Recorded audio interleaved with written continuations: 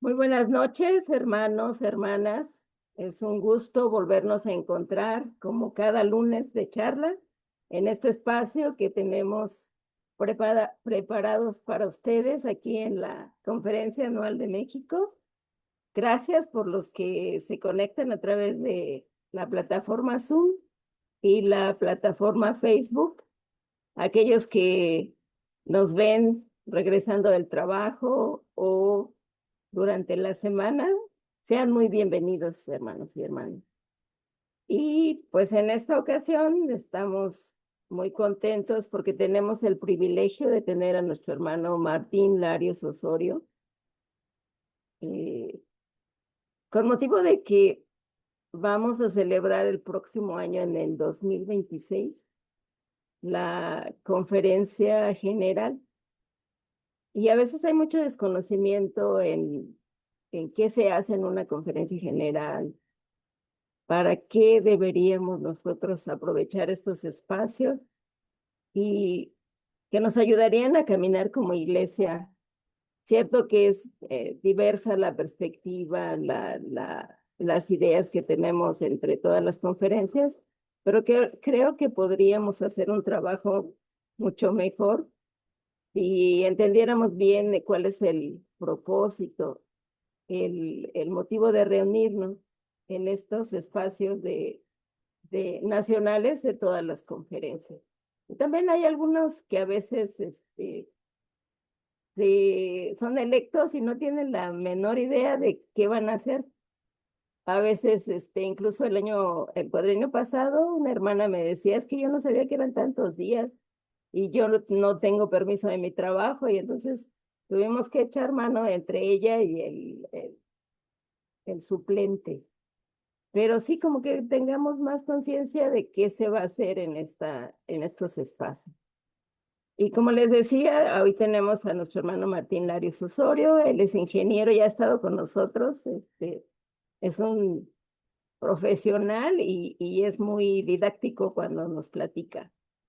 Es ingeniero en comunicaciones y electrónica, maestro en ciencias de la computación, candidato. ¿Ya es doctor, hermano Martín? Ya mero, hermana, Ya todavía mero. no. Ok. Todavía no. Es candidato al grado de doctor en administración. Es docente, investigador, pero en esta ocasión tiene un perfil del lado eclesiástico interesante. Es miembro, perdón, en plena comunión de la Iglesia Metodista de México desde 1986, en la Iglesia El Divino Salvador en Querétaro. Presidente de programa, finanzas y administración, y también de testimonio cristiano. Fíjense, vayan viendo cómo tiene diferentes perfiles.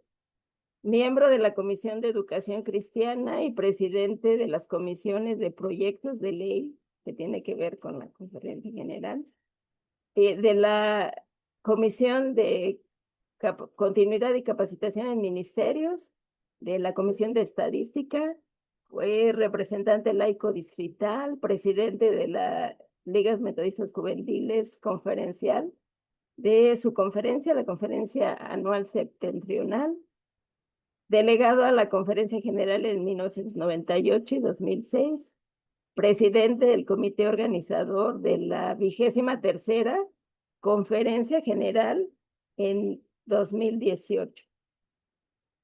Y fue miembro del Consejo de Administración del Seminario Doctor Gonzalo Báez Camargo y director del Evangelista Mexicano en el cuadrenio pasado de 2018 a 2022.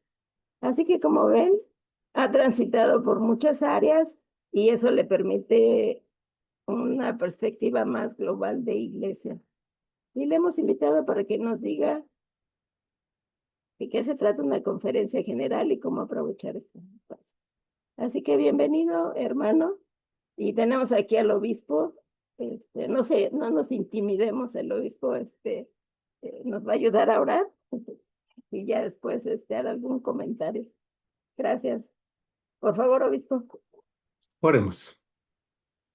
Gracias te damos, Señor, por esta oportunidad y por este tiempo a través de nuestras charlas semanales del área de desarrollo cristiano de nuestra Conferencia Anual de México. Gracias por la vida del ingeniero Martín Larios, nuestro hermano en la fe y parte de nuestra amada iglesia. Rogamos que esta noche lo que él pueda compartir pueda ayudarnos, pueda aclararnos algunas situaciones y sobre todo pueda orientarnos sobre los trabajos de una conferencia general que con tu ayuda podrá realizarse el próximo año y donde tenemos oportunidades y desafíos. Sé con nosotros en este tiempo y permite que en todo seamos edificados por ti. En el nombre de Jesús lo pedimos. Amén. Recuerden que pueden hacer preguntas, comentarios tanto en el chat de aquí de Facebook, de Zoom, como en Facebook. Así que el tiempo es suyo, hermano Martín. Muchas gracias, hermana Mari. Gracias a todos los asistentes. Saludo con mucho gusto a nuestro querido hermano obispo Agustín Altamirano y por supuesto a todos los asistentes que nos siguen aquí en la sesión de Zoom y también a través de Facebook.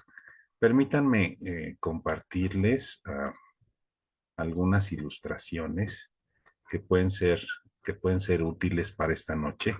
Agradezco mucho la oportunidad, como siempre. Eh, bueno, realmente el tema, la conferencia general, eh, no se nos ocurría otro título, a lo mejor porque es un asunto sí muy interno de la iglesia, pero pues creo que también vale la pena ampliarlo y presentarlo desde una perspectiva un poquito, diría yo, holística, o sea, desde varios puntos de vista, no solo desde el punto de vista legal. Y eso es lo que trataré de hacer en los próximos minutos, con la intención, decía muy bien nuestra hermana Marisela, pues sí, de orientar a quienes son parte de la conferencia general, pero también pues a todos los que les interese el tema. Por supuesto, me identifiqué con lo que decía nuestra hermana Mari el primer día que tuve la oportunidad de ser delegado a la conferencia general hace ya muchos años, en el año 98. Pues la pregunta es, aparte de que es una asamblea que dura muchos días, alrededor de los 9, 10 días normalmente, y ahorita les platico parte de lo que he investigado y he conocido, pues es que, ¿qué se van a hacer todos esos días, no? Porque, pues, y compartirles un poquito también la experiencia que Dios nos ha permitido vivir. Bien, muy rápido y nada más como hacer una especie de antecedente. En la iglesia metodista, el concepto de conferencia data de los tiempos de John Wesley, cuando él en algún momento de la vida, en 1744 particularmente, pretendió darle un cierto sentido a su movimiento, el movimiento metodista. Nosotros tenemos muy claro que nuestra conferencia general tiene atribuciones constitucionales, legislativas y programáticas, que eso es lo que pienso compartirles el día de hoy. Pero también empezar a ampliar, me parece, también las perspectivas, porque no es nada raro escuchar, eh, y yo lo escuché el domingo, este último domingo, aquí en mi congregación, este, pues de los líderes de la iglesia, es que es la asamblea donde se cambia la disciplina, así, y me parece que esa es una visión muy, si bien es cierta, está muy chiquito lo que se hace y lo que se podría hacer. Entonces, a partir de esa idea, vamos a ir tejiendo algunas cosas. Les decía que Wesley en algún momento de la vida dijo, bueno, esto tiene que tener un sentido, el movimiento wesleyano, no solamente a partir de lo que él hacía. Y entonces juntó, podríamos decir, a sus principales predicadores, y debo decirlo también a sus amigos, a su hermano, en 1744, y ahí una veintena de personas Eso se considera la primera conferencia anual wesleyana. Y lo que escribe Wesley en su diario es muy particular porque el objetivo de la reunión que él citó ahí en Londres, ahí en su casa, porque fue en su casa, en una capilla que había construido ex profeso, era considerar cómo debemos proceder para salvar nuestras propias almas y las de quienes nos escuchaban. Esa era la intención del señor Wesley en aquella primera conferencia. Y las preguntas que guiaron esa reunión, de acuerdo al diario de Wesley, era ¿qué enseñar? ¿Cómo enseñar? ¿Y qué hacer? Dicho de otro modo, era una especie de reunión de lluvia de ideas para hacer lo que ahora le llaman este, dirigentes, la planeación estratégica del movimiento metodista. Entonces, desde ahí empiezo yo a encontrar que para eso nos debe servir una conferencia anual y una conferencia general. Wesley se preguntaba o preguntaba ahí al grupo cómo había que regular nuestra doctrina, nuestra disciplina y nuestra práctica. Y no quisiera yo que olvidáramos estos tres conceptos: doctrina, disciplina y práctica. Bueno, ya nada más como dato cultural, nos estábamos acordando aquí en casa, hace unos meses tuvimos la oportunidad de estar ahí en la iglesia histórica de San George en Filadelfia, donde fueron las primeras tres conferencias de lo que ahora es el metodismo estadounidense. En ese entonces no había como tal una iglesia metodista institucional en los Estados Unidos, dependían del metodismo británico. Y ahí tuvimos la oportunidad también de ver algunas notas, algunas actas de aquellas conferencias donde fundamentalmente se preguntaban la gente que se reunía, es ¿para qué estamos aquí? ¿Qué Dios quiere que hagamos en esta tierra? Y no es gratuito que las primeras conferencias generales del metodismo estadounidense fueran ahí en Filadelfia en el año de 1773, porque, bueno, la primera fue en ese año y luego en los siguientes 2 años, si ustedes revisan la historia, y descubriremos que ahí a 4 o 5 cuadras se reunieron las primeras sesiones de lo que después fue el Congreso, se llamaba el Congreso Continental para la América Libre, que fundaron la nación de los Estados Unidos de América, ahí en Filadelfia, ahí a 5 cuadras. Y algunos de los que estaban en las conferencias de la Iglesia Metodista también participaban en la fundación de esta nueva nación. ¿Coincidencia? No, en lo absoluto no, porque los metodistas eh, hemos tenido o solemos tener la visión de que Dios nos puso en donde nos puso para reformar la tierra en la que estamos parados, para reformar la nación. Y esto no es solamente del metodismo de aquellos lugares. Esta ilustración es de la primera conferencia general que constituyó la Iglesia Metodista de México en 1930, y cuya idea era justamente esta: reformar a nuestra nación. Bueno, en términos legales, nuestra conferencia general en la Iglesia Metodista de México se reúne cada 4 años a partir del año de 1930, así está establecido en nuestra disciplina, y la conforman, a diferencia de las conferencias anuales en donde hay delegados por parte de las iglesias y algunas con derecho a voto, otras solamente con derecho a voz. Hay la presencia de los ministros, tanto ministros ordenados como ministros locales. En fin, aquí en la conferencia general la representatividad no está en las iglesias, sino en las conferencias anuales.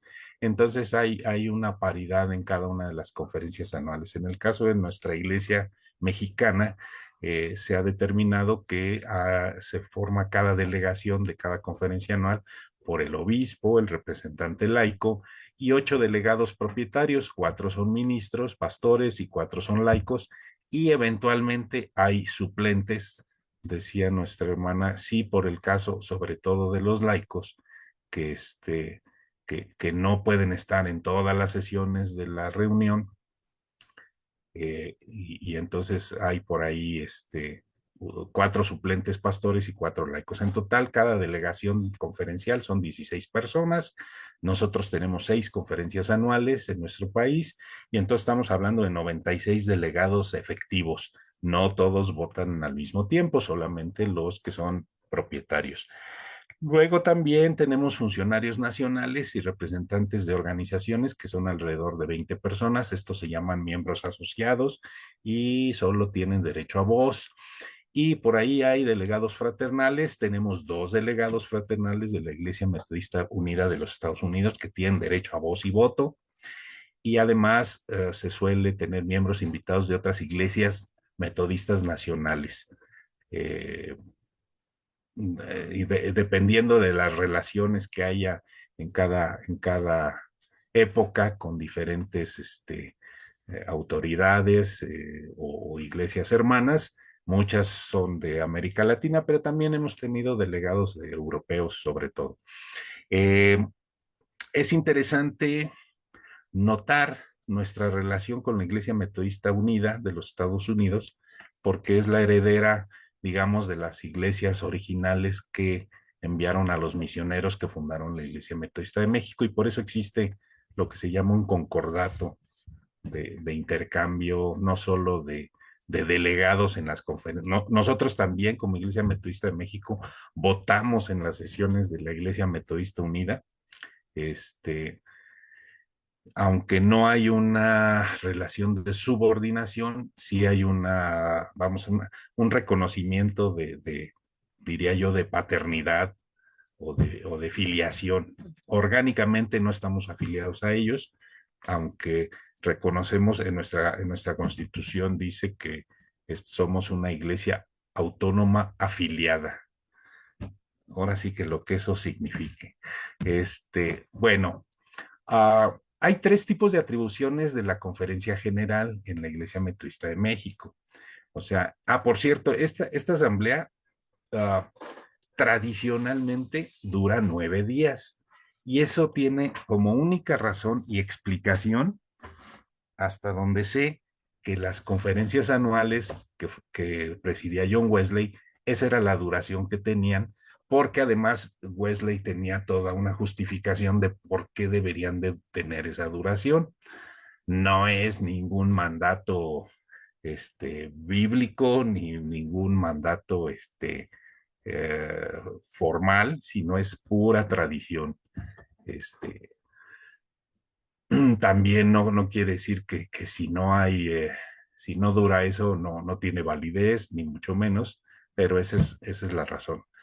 El por qué se hacen en mayo, la verdad no tengo muy claro, pero supongo que tiene que ver con las fechas del corazón ardiente, para que coincidan con el 24 de mayo, el Día del Metodismo Mundial.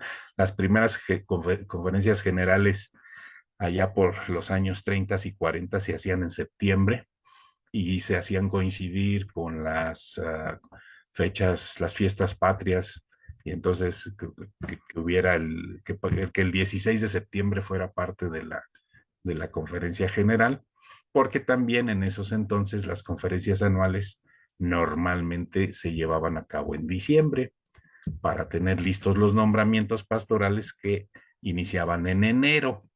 Todo eso cambió a fines de los 60 cuando cambiaron los ciclos escolares en nuestro país. Antes los ciclos escolares iniciaban en enero o principios de febrero y terminaban en noviembre, entonces era lo más normal que los cambios pastorales fueran en diciembre y en enero tomaban posesión los pastores.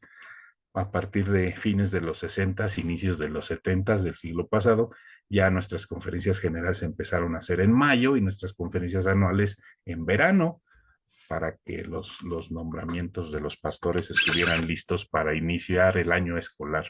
Bueno, dentro de las atribuciones legales que están en la disciplina de nuestra conferencia general, encuentro tres tipos de atribuciones. Unas son las constitucionales, otras son las legislativas y por último las programáticas.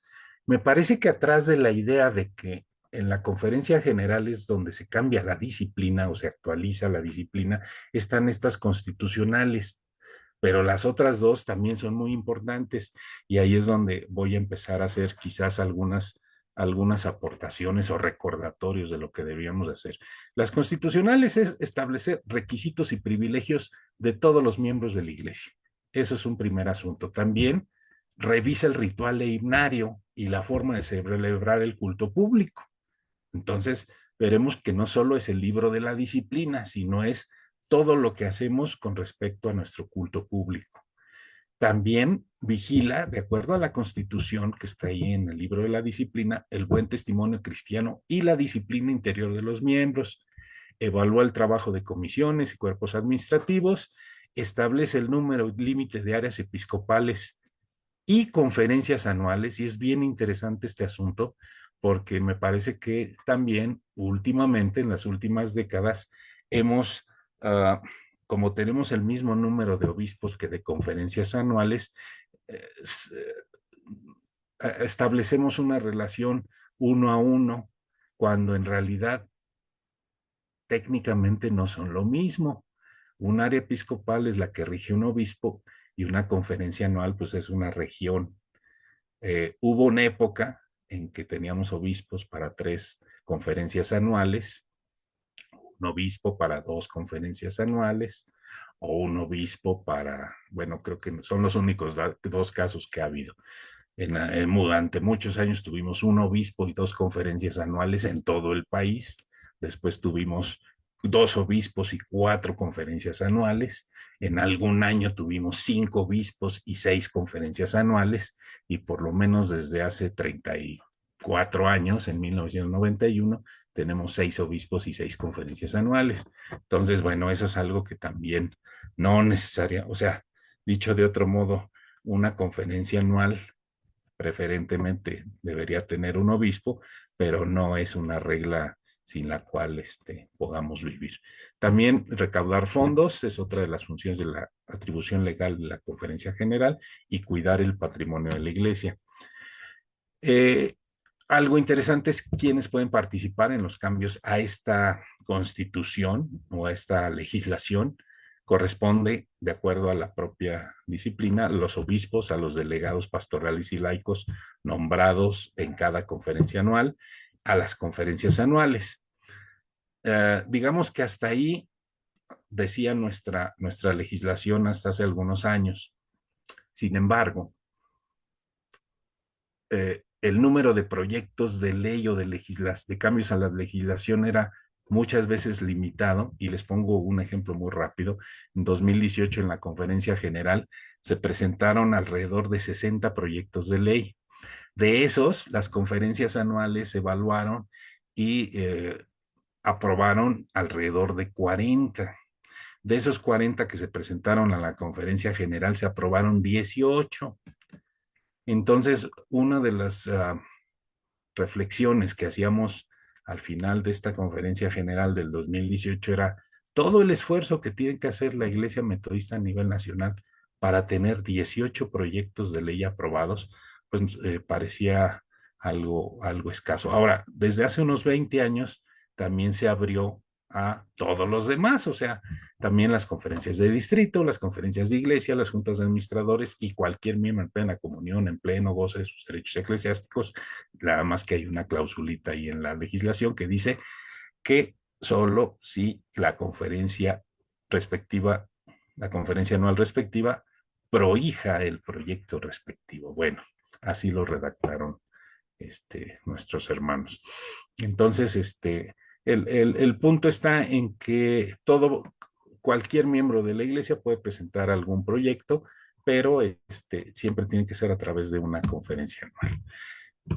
Otras de las atribuciones legales, las legislativas, en realidad son muy precisas.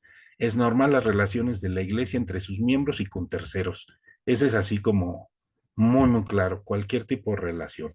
Y por último, que es la parte que me parece que tenemos muy descuidada, es la parte programática. Administrar funciones, facultades y poderes de miembros, gabinetes, grupos de trabajo, comisiones, instituciones, organizaciones, etcétera. Obtener recursos para la obra de la iglesia a través de sus áreas básicas de la misión, que son las tres que se manejan: desarrollo y testimonio cristiano, y finanzas y administración, y la economía temporal y administración de bienes. Esta parte me parece que está muy descuidada también porque es la más complicada de implementar.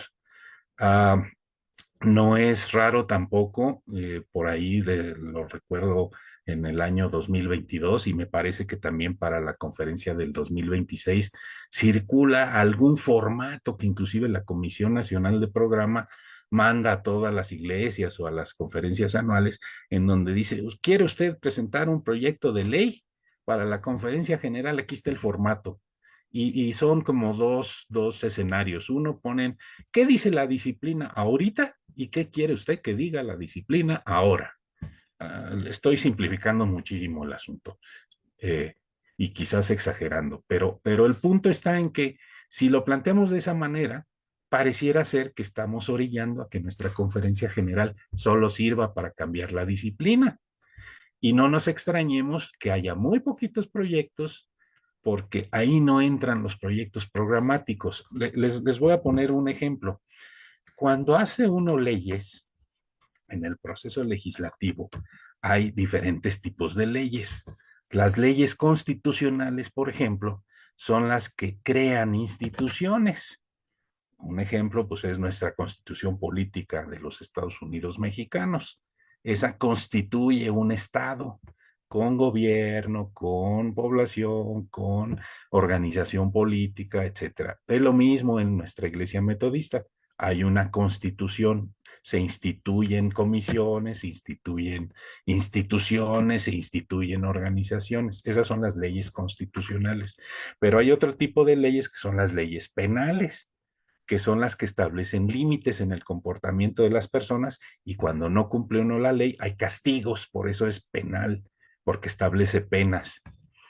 Pero por último, hay lo que se llaman las leyes programáticas. En nuestro país tenemos la Ley de Asentamientos Humanos y Desarrollo Social, la Ley Federal de Telecomunicaciones, hay una que manejo mucho, que es la Ley Federal de Protección de Datos en posesión de particulares, que son leyes que tratan de que existan políticas públicas para crear, vamos a decir, un bienestar para la comunidad. Y aquí nuestra iglesia, la verdad es que se ha quedado muy, muy atrás, porque no tenemos leyes programáticas. Sí las hay, sí las hay. Son artículos que hemos metido ahí, pues, para crear las comisiones de programa, las comisiones de desarrollo cristiano, donde se trata que eso impulse a la iglesia, pues, a cumplir su vida y misión. Ahora, si estas leyes no van acompañadas de un programa nacional, es muy difícil que promuevan y se convierten entonces en leyes penales. Y pongo un ejemplo. Cuando nos quejamos mucho que hay mucha gente que no quiere participar en los diferentes ministerios de la iglesia, pero resulta que para los ministerios de la iglesia les ponemos un montonal de requisitos y le damos poder a muchas áreas. Un ejemplo que nos pasa mucho, al menos en nuestra conferencia, es que puede haber mucha gente que participe como miembro en plena comunión, pero como hay requisitos como el hecho de que si son parientes, no pueden entrar. Entonces ya estamos penalizando las relaciones familiares, y entonces tenemos iglesias donde todos son parientes y no se puede conformar una junta de administradores. O le damos poder o hay quien lo interpreta así, al tesorero, que es el que rasura el padrón electoral antes de que se elijan cualquier comisión, porque si no estás en la lista de diezmeros del tesorero de tu iglesia local, quedas fuera, y entonces queda fuera el 90% de la iglesia. ¿Me explico? estamos revolviendo tipos de leyes penales con tipos de leyes programáticas. Dicho de otro modo, nos estamos haciendo el harakiri solitos porque no tenemos realmente programas de trabajo. A partir del 2022, sí notamos algunas cosas que es parte de lo que quiero compartirles y reflexionar. Hay pocas iniciativas programáticas, la mayoría de las iniciativas son legislativas, pero eso es lo que hemos provocado nosotros con nuestros formatos. Pocas de estas son aprobadas, pero tenemos que sentarnos entonces a las tres preguntitas que nos hacía Wesley. ¿Qué estamos enseñando? ¿Cómo lo estamos enseñando y qué estamos haciendo? ¿Realmente estamos reformando la nación? ¿Nos hemos sentado a pensar qué necesita esta nación para ser reformada? ¿Realmente extendemos la santidad escritural? Desde hace muchas décadas, no es desde, ahora sí que yo apenas tengo 40 años trabajando activamente en nuestra iglesia y desde entonces oigo que no hay que preocuparnos por esto, hay que orar. Y una de mis dudas siempre ha sido, bueno, ya oramos y luego, y muchos hermanos de nuestra iglesia me han dicho, es que hay que escuchar la voz de Dios. Lo malo es que cuando nos habla Dios, se me hace que no nos gusta escucharlo. Estamos orando, tratando de escuchar o queriendo escuchar lo que queremos escuchar. En fin, creo que y celebro mucho este tipo de charlas y de reflexiones, porque algo que tiene que suceder es la promoción del trabajo participativo previo a la conferencia general. Me parece que 4 años son suficientes para empezar a trabajar. De hecho, debería ya de haber grupos de trabajo desde hace por lo menos 3 años que estén justamente pensando y trabajando en esto. Y si no, bueno, pues estamos a tiempo de hacerlo.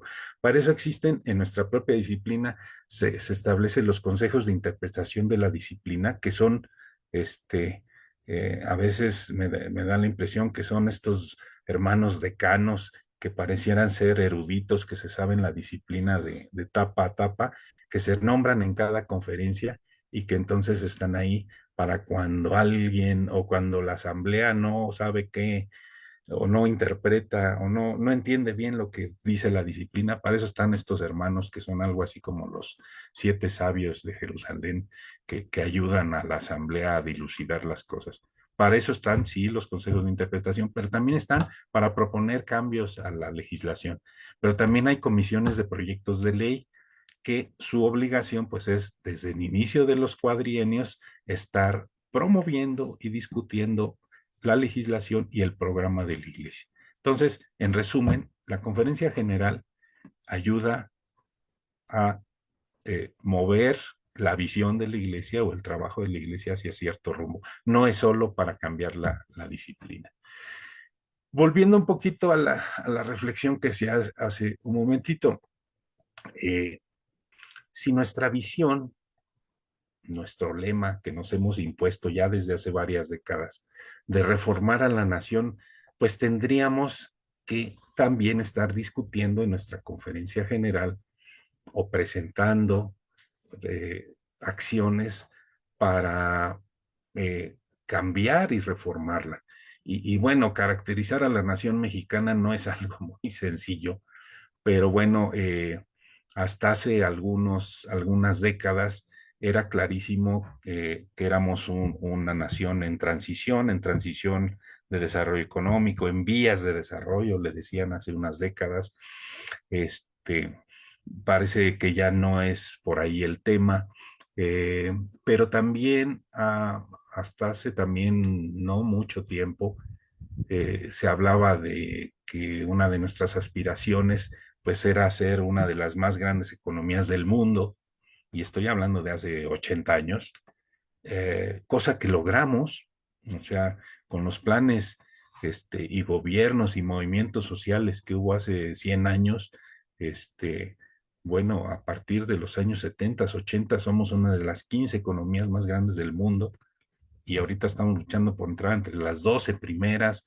Entonces, bueno, esa parte más medianamente o de manera importante hemos progresado en los últimos 100 años, ¿no? Pero aquellas aspiraciones que se tenían entonces de mejores sistemas de educación, mejores sistemas de salud, pues si bien es cierto que hemos avanzado, hay mucho por hacer, ¿no? No estamos en Dinamarca, aunque nos quieran hacer algunos creer que estamos en Dinamarca. Sin embargo, también algo muy importante es las condiciones morales.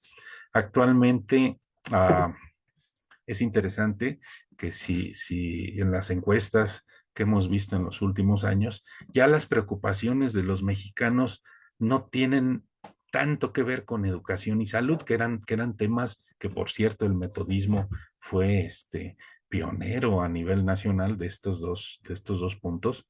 Si bien son importantes, ahora están un poquito más otras cosas, el empleo, la economía, por ejemplo, y últimamente la violencia, la inseguridad, la impartición de la justicia, la procuración e impartición de justicia, son aspiraciones permanentes del pueblo mexicano.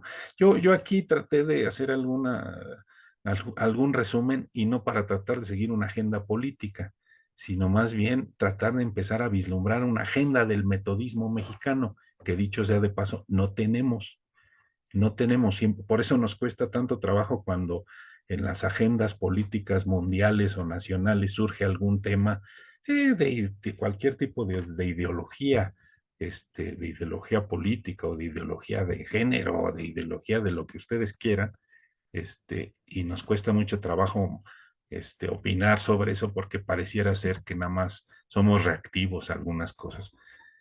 Vivimos en una época a nivel nacional donde se promueve mucho la cultura del no esfuerzo. Cada vez vivimos más esto.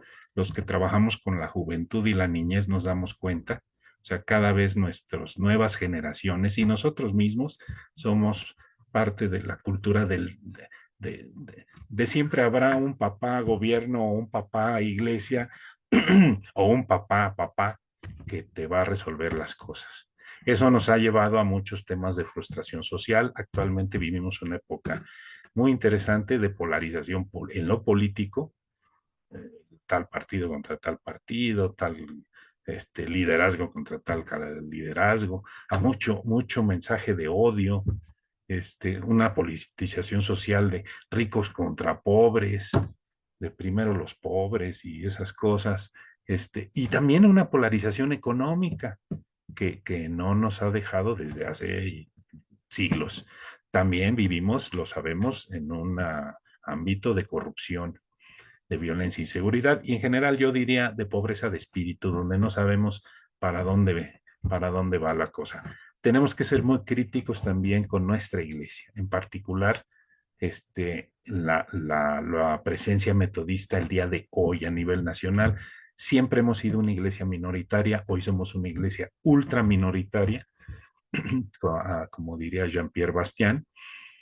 Si somos, en términos sociológicos, somos una iglesia en extinción. A partir del 2020, y nuestro obispo nos puede ilustrar a este respecto, pero hemos perdido mucha membresía. Somos una institución bastante ineficiente en lo administrativo y nada más para poner algunos ejemplos. No quiero ser catastrofista, pero nuestra indefinición programática e inclusive identitaria. El ser metodista hoy no es necesariamente un acto de identidad. Les pongo un ejemplito muy sencillo. Todos conocemos ese emblema, que según tengo entendido diseñó nuestro hermano David Juárez Peña. De acuerdo a nuestra disciplina, dice que pues tenemos un ventanal con una cruz y bueno, no dice nada de la cruz en colores azul marino. Sin embargo, estoy hablando del logo de la derecha. Generalmente usamos el de la izquierda. En muchos templos yo he visto ese ventanal sin ventana. No sé, he oído inclusive pastores que dicen, es que le quitamos la cruz porque es una cruz chueca, está caída. Entonces, es demoníaca. Pastores metodistas o pastores de la iglesia metodista que dicen eso y por eso no le ponen la cruz. No sé si esa sea la razón por la que inclusive en el sitio web aparezca así, sin la ventana, pero y en azul rey, no con un azul marino como lo dice la disciplina. Otro detallito, ni siquiera la Iglesia Metodista tiene presencia en Facebook. No hay una página de Facebook de la Iglesia Metodista de México. Entonces, bueno, ya desde ese tipo de detalles nos vamos dando cuenta que estamos muy escondidos. Ahora, algo que tenemos que considerar, cuando alguien habla o hace énfasis en algunas deficiencias que pueda tener la IMAR hoy, eh, muchas de la reacción institucional es de excomunión, o sea, o por lo menos de excomunión no, funcional. Y muchos de los que pueden tener una visión crítica hacia el interior de la iglesia, en realidad es porque están preocupados. Entonces eso es importante. Sin embargo, en nuestra iglesia sí he observado en las últimas décadas, no es un tema de ciertas personas, más bien me parece que es una cuestión institucional. En los últimos años hemos tenido un crecimiento en la pastoral del miedo.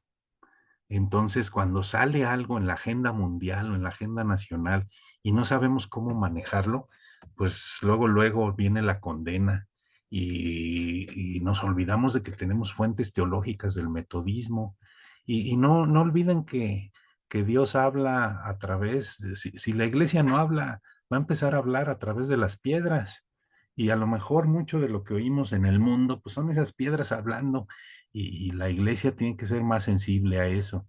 Hay muchas otras cosas que han permeado de nuestra sociedad, la violencia, esta polarización, la corrupción, el qué tanto es tantito, violar la ley tantito, o a mis amigos, misericordia y justicia, y a mis enemigos todo el peso de la ley, en fin, o sea, conductas muy folclóricamente mexicanas que han permeado a la Iglesia Metodista de México y que hasta se nos hacen normales.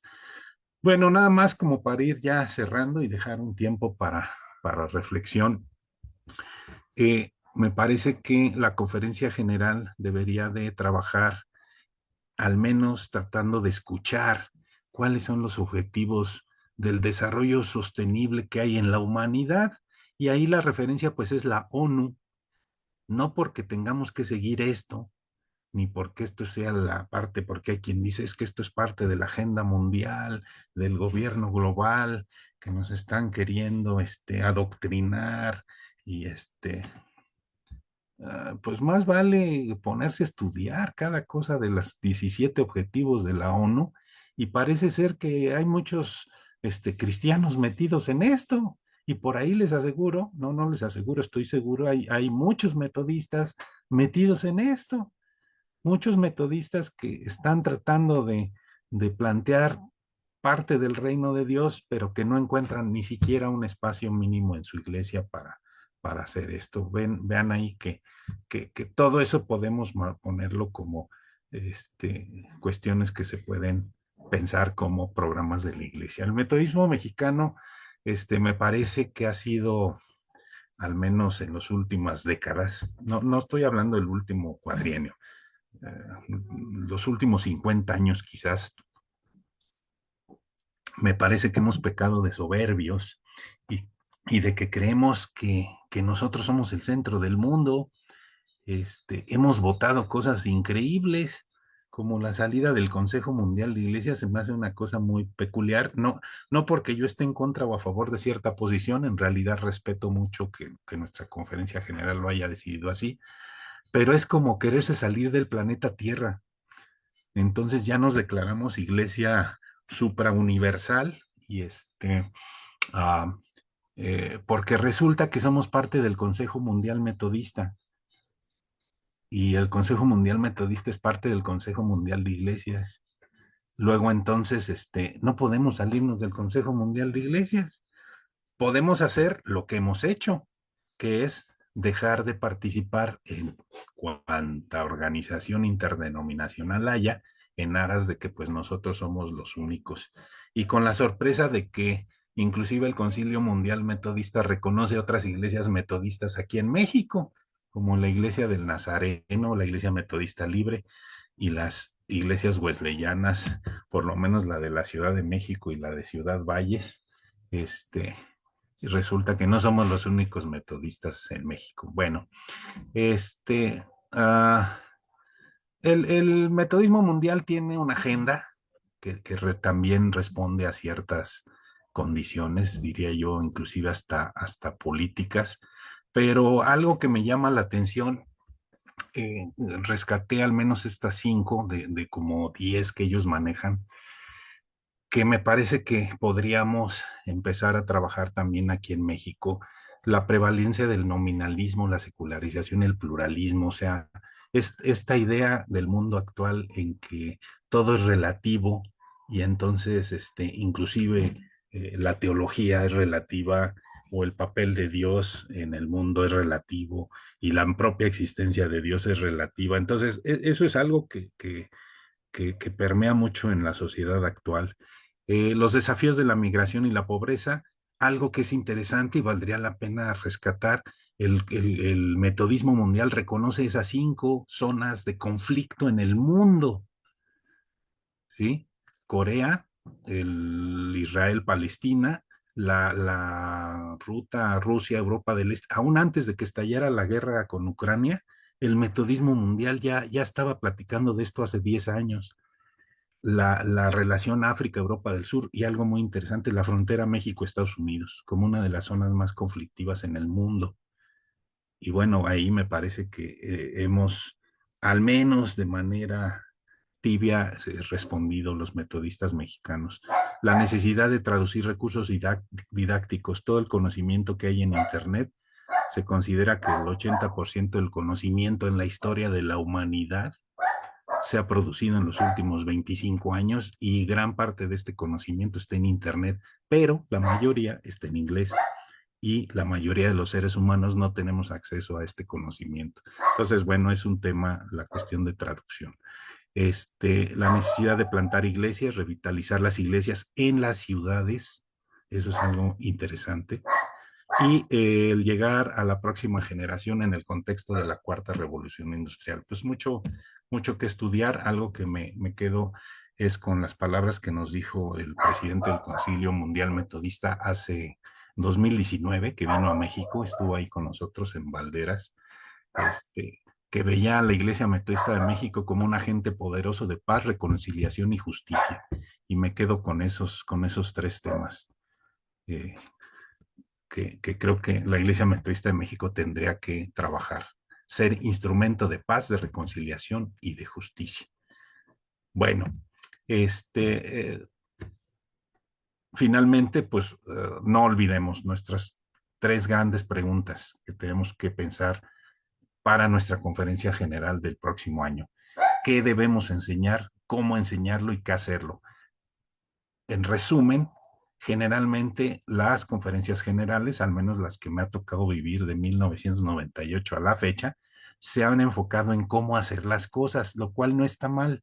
Sin embargo, a veces no sabemos qué enseñar, no sabemos cómo enseñarlos, no sabemos exactamente qué hacer, pero ya estamos viendo cómo hacerlo.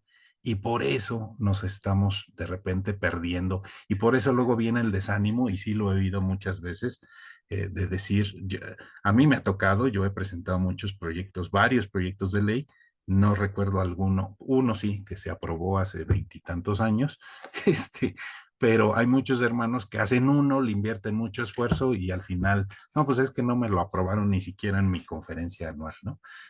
Y entonces ya no presentó nada.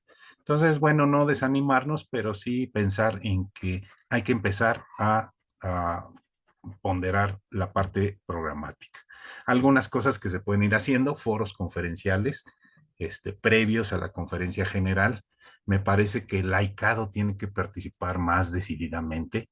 Muchas veces estamos, y no es por despreciarlo, pero estamos a la voluntad o al ánimo de, es que a ver qué dicen los pastores. No es porque los pastores no tengan nada que decir, al contrario, pero los laicos tenemos que ser más decididos en la participación. Hay que pensar mucho más en la pastoral para grupos que se consideran vulnerables e históricamente han sido segregados, ergo mujeres, ancianos, niños, jóvenes.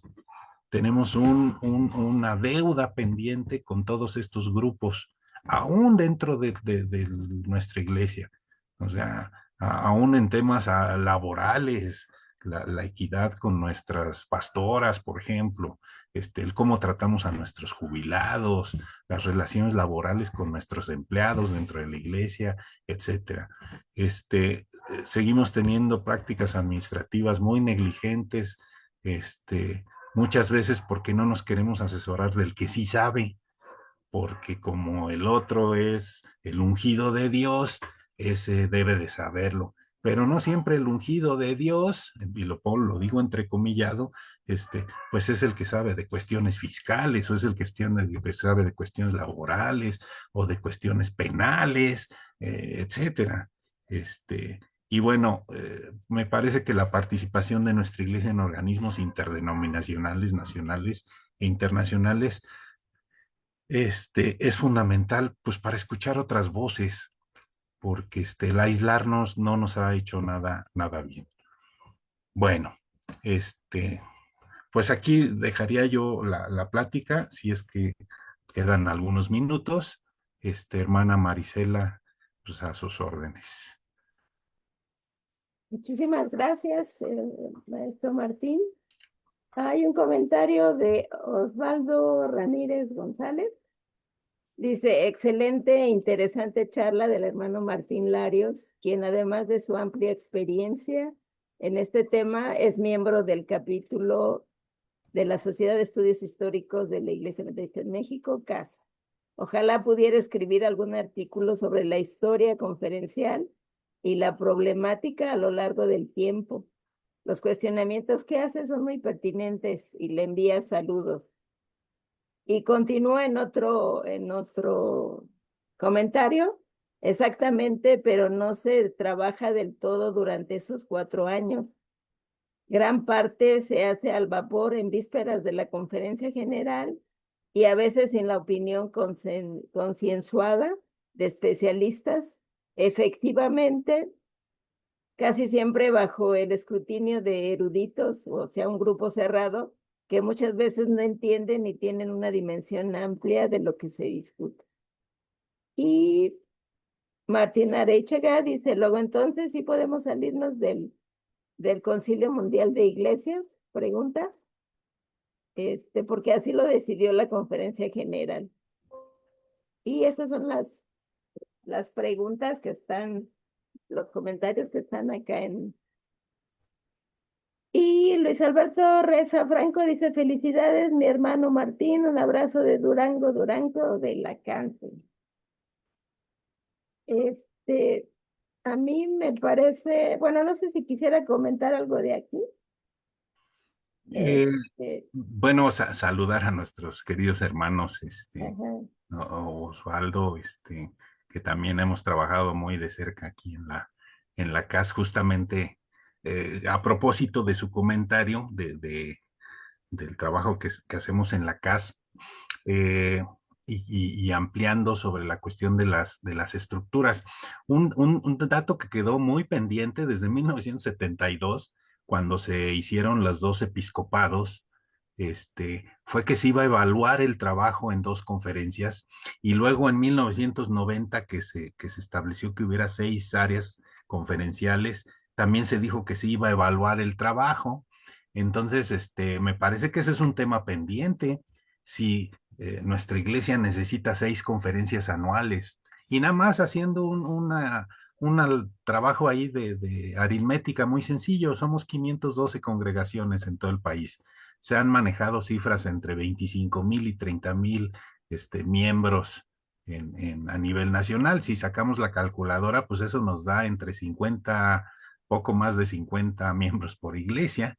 Y si sacamos todo el número de gabinetes, juntas de administradores, etcétera, que hay que nombrar en todas las iglesias, en todos los distritos, creo que ya somos como 20 y tantos distritos en todo el país, si no es que más, pues no nos alcanzan los miembros de la iglesia para llenar toda la estructura burocrática, en una estructura que viene de hace 120 años, de un país que ya no existe, o sea, hace 120 años las comunicaciones no son los que eran hoy. Y entonces no es nada raro encontrar un hermano que tiene, y lo digo con conocimiento de causas, que tiene 17 cargos a nivel local, distrital y conferencial, y pues acabamos reventando al hermano, ¿no? Llega un momento en que dice, ya no quiero saber nada, tengo que presentarme en todas las conferencias a rendir informe de todo y al final no me da tiempo para